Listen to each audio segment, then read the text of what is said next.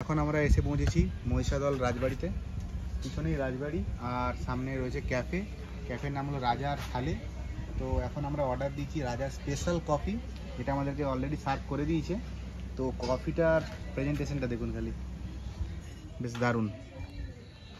ভাই তোমার কফি দিলাম সুমনের জন্য ওই সাইডে, কারণ ওখানে মুজরাও সরি ওখানে রিলস বানানো চলছে, ওখানে ওটা আমরা দেখছি, খাওয়া দাওয়া করছি। ফিল লাইক রাজা। আগেকার দিনে রাজারা মুজরা দেখতো, আমরা এখন রিলস দেখে একটু মজা নিচ্ছি, ফিল নিচ্ছি। তো ঠিক আছে, খাওয়া যাক কফিটা। তো এই পিছনে রয়েছে আমাদের মহিষাদল রাজবাড়ি। একটু ঘুরে দেখছি, পুরো ঘাস হয়ে গেছে, বৃষ্টির কারণেই হয়েছে, পুরো ঘাস ভর্তি চারিদিকে। সামনে একটা কামানও রয়েছে, যেটা সোজা এম আমার দিকেই করা আছে।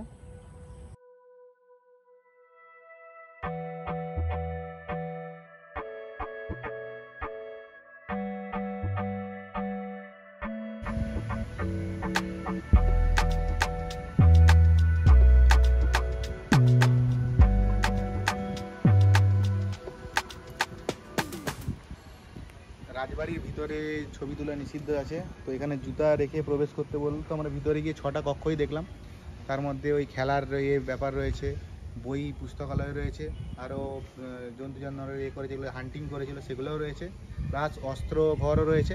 তো দেখে বেশ ভালোই লাগলো, কিন্তু ওখানে ছবি তোলা নিষেধ, তাই ভিতরটা এক্সপ্লোর করে দেখাতে পারলাম না।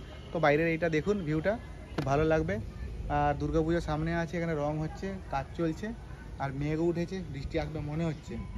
আমার এই ব্লগগুলি শ্যুট করতে সুমন অনেক হেল্প করেছে, আর আমাকে গাইড করেছে শুভম, ও অ্যাডভোকেট। তা আমাদের খুব ভালো লাগলো। আরে বেরিয়ে যাচ্ছিস কেন ফ্রেম থেকে?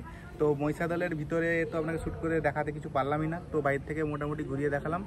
তো আর ব্লগটি আমরা এখানেই শেষ করছি, দেখা হবে পরবর্তী ব্লগে। ততক্ষণের জন্য ভালো থাকবেন, সুস্থ থাকবেন, আর বাই বাই।